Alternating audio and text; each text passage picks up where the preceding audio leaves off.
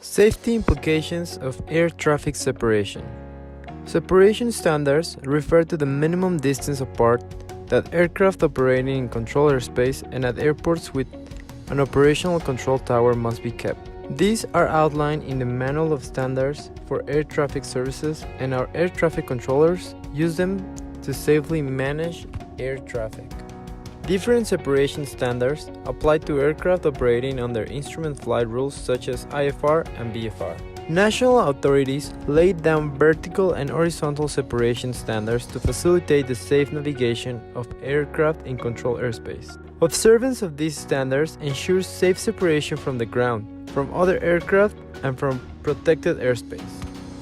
Separation standards may sometimes serve to reduce exposure to wake vortex turbulence, although there are many occurrences of significant wake vortex encounter at separation much greater than prevailing minimum separation. National separation standards are based on the provisions of procedures for air traffic management. Difference from these standards, if any, are published in National Aeronautical Information publications, which are issued by or with the authority of the states and containing aeronautical information of a lasting character essential to air navigation. The techniques used to achieve separation are varied and complex, depending on the phase of flight and the routes of the aircraft involved.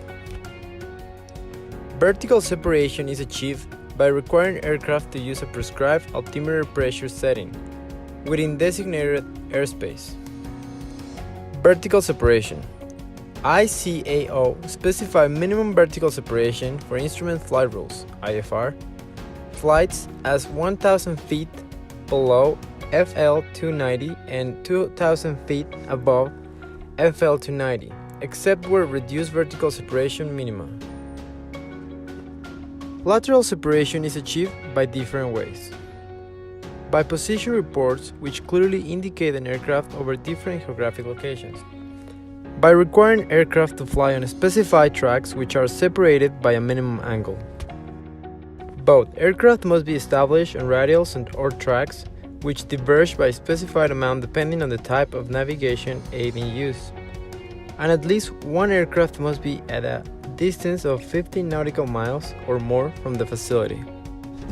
Longitudinal separation. Longitudinal separation is applied so that the spacing between aircraft is never less than a specified amount. For aircraft following the same or diverging tracks, longitudinal separation might be achieved by requiring aircraft to make position reports and comparing the time of their reports, and by speed control, ensuring that the speed of the following aircraft does not exceed the speed of the leading aircraft. Reduced separation might apply if the leading aircraft is maintaining a higher speed than the following aircraft. When surveillance systems are used, the minimum separation prescribed is 5 nautical miles. This minimum might be reduced by the appropriate ATS authority. 3 nautical miles when the surveillance system capabilities at a given location permit this. 2.5 nautical miles between succeeding aircraft which are established on the same final approach track within 10 nautical miles of the runway threshold. A number of additional criteria must be met in order to apply this separation minimum. Wake vortex turbulence. In addition to traffic separation standards applied to aircraft on approach to or taking off from the same or closely spaced runways, more restrictive separation minima are defined to ensure that following aircraft, especially smaller ones, are not hazarded by the effects of wake vortex turbulence generated by a preceding aircraft. Aircraft are categorized according to their maximum takeoff mass, MTOM, and minimum separation times or distances are applied to aircraft in sequence so that aircraft following a higher MTOM aircraft are given greater spacing than those following a same or lower MTOM category. Details of the separation applied depends on circumstances, for example, whether aircraft are using the same parallel or crossing runways and whether using the same or different takeoff, commencement or touchdown positions. Emergency separation. If during an emergency situation it is not possible to ensure that the applicable horizontal separation can be maintained, emergency separation of half the applicable vertical separation minimum might be used. This means that 1,000 feet vertical separation minimum might be reduced to 500 feet and 200 feet vertical separation minimum might be reduced to 1,000 feet. And all flight crews concerned must be advised if emergency separation is used.